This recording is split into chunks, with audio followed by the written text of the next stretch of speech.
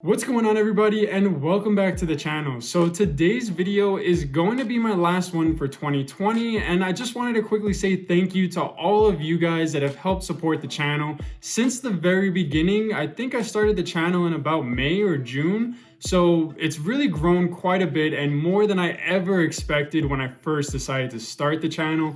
So I couldn't have been here without you guys, so I want to say thank you real quick. And I hope you guys had a great Christmas and are gonna have a great New Year's. Hopefully you can spend it with some friends and family if that's an option for you guys. And if not, there's always next year and there's always more time to spend with friends and family. So over the past couple months, the channel has seen some serious growth compared to the first 5 or 6 months. And that's really, like I said, because of you guys. So one of my goals moving into 2021 is to try and get the channel up to 1,000 subscribers. And I definitely think we could do this. And to make this happen, I plan on putting out way more content and also putting out the content that you guys want to watch. So let me know down in the comments, what are some of the things that you guys want to see in 2021 from me so I can give you guys the best value. So with that being said, today's video is going to be one that I haven't done in quite a few months, and that's 4 stocks that I am watching moving into 2021. Now, 2 of these stocks are stocks that I've already talked about, and one of them you could probably already guess what it is.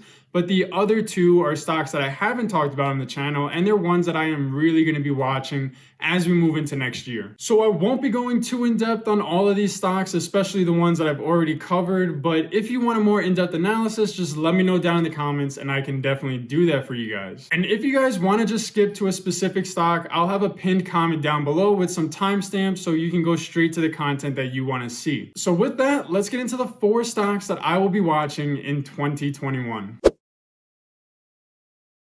So none of these stocks are going to be in order of my favorite to least favorite, but of course the first stock I need to talk about is NextGen AR Solutions, ticker symbol NEXCF. Now, as you all know, NextGen is one of my most bullish stocks, and it's the one that I believe in the most over the next 5 to 10 years. As of right now, I do have it in my retirement account, and I plan on holding for a minimum of 5 years and maybe even longer. So for this video, I'm not going to go too in depth on their business and their growth because I've already covered this in about 6 or 7 videos, and I'll link a playlist up top over here so you can go ahead and check that out if you want. So a quick overview of the business. Their main product is the Inferno AR platform, which is now the basis of their virtual experience platform, which is used by organizations across the world for virtual conferences. And one of the things that separate them from the competition is that they're the only virtual product solution that also offers augmented reality experiences. This allows organizations like TEDx to host events without the limitation of the venue capacity and without the risk of spreading the Rona. And when we get into the revenue growth, you'll see just how fast this vertical is scaling. Now, the events and conferencing vertical that I just talked about is their main growth driver, but it is not the only one. They still have several other verticals that I'm going to get into that are poised to grow a lot in 2021. There's also their Air Show app, which can turn live artists into holograms that you can place directly in your room for live shows, which could become the future of how we watch live events. Then there's also the higher education vertical and the AR advertising and marketing verticals. Now, it hasn't been released yet, but the CEO has mentioned that they recently hired someone from the trillion-dollar companies to run the advertising division. They're expecting to start next year, so once that becomes official, I'm sure a press release will be put out, and you can bet that I will be covering it. Now, turning to the growth and why I believe they could be a top gainer in 2021. They grew revenue by 331% in Q3 and also had total bookings of $6.7 million, which is more than their total revenue for 2019. Now, they're also projecting about $20 million in 2020 revenue, which is more than 200% growth from 2019, and I personally think they are going to crush that estimate. Now, it gets even better because they are projecting 2021 revenue of $50 million, which would be another increase of more than 100% from this year. So this company has, at the very least, really strong revenue growth for the next 5 years. Plus, they are also expecting gross margins to increase to 70% this year from 58%, which is a big improvement and will allow them to reinvest more heavily into their recently launched products like the new True Life supplements. And this is really a test case for their new Genie in a Bottle feature. This is going to be massive because it can totally revolutionize the pharmaceutical industry by allowing companies to have a representative that can explain explain what's actually in the supplements or medicine, what the benefits are, what frequency they should take it at, maybe some certain side effects, and so on. So if they can gather the data from this to show how it increases customer engagement, I think it'll be a no-brainer for companies to start using this feature. Now, they also just recently launched a new video streaming platform that is very similar to Zoom, but also has AI and AR capabilities. This is going to be part of their virtual experience platform, which also has capabilities like end-to-end encryption and built-in language translation for more than 64 languages. So again, this is just another vertical that's going to help this company grow as we move into 2021. So like I said, if you guys want more information on NextGen AR and all of the press releases that they've put out, go ahead and check out that playlist because there's a lot of value to be had in that. So with that, let's get into stock number 2. So the second stock on the list is FuboTV, and this is actually the last video I did where I went more in depth on the business and some growth catalysts. So if you want a more in-depth analysis on that, be sure to check out the link up above. Now, Fubo is basically a live streaming service that primarily focuses on sports, but does have other packages for categories like entertainment and news. Now, they did recently announce they'll be entering the sports wagering market, which, as we all know, is growing bigger and bigger as more states legalize sports gambling. So this could be a massive growth catalyst for them moving into 2021, since their main and most loyal customer base are avid sports fans, which are also more likely to place bets on sports. Now, looking at the stock price, it almost felt like they were just going vertical up until the recent pullback last week and this week. They went from $10 to $27 a share, which is when I started my position, then got cleared for takeoff and went as high as $62 a share before crashing almost 40% to its current price of $37. So obviously the valuation has shot up very quickly, but it's also come down just as quick, which is really good if you haven't already started a position, because I definitely believe that this is a company that's going to grow significantly over the next 3 years. Now, one thing that I didn't mention in my last video that actually got brought up in the comments section was the lockup expiration. So as of right now, the lockup ends on December 30th, which means at that point, all the insiders and early investors can dump their shares into the market, which could usually create selling pressure on the stock, bringing it down just a little bit lower. Now, if you don't know what a lockup expiration is, it's basically a time period that all the insiders, which are founders, employees, and also early venture capitalists, they have to wait this certain time period before they can sell their shares after the company goes public. Now, if the stock was still at $62 a share, I would expect there to be a lot of selling pressure because that's a pretty good gain for all the insiders. But since the stock has crashed 40%, I could see a lot of insiders just planning on holding those shares until it goes back up. So I can't really tell you whether we're going to see a big sell-off or maybe just a little bit, but either way, there could be a sell-off and you want to be prepared if this is a stock you plan on investing in. So this is definitely going to be a stock that I will be watching in 2021 and adding more to my position if we see any more weakness. And if you guys want to see more about the business and the valuation compared to other streaming services, be sure to check out that video because there's a lot of content in that. So with that being said, let's get on to stock number 3, which is a new one on the channel.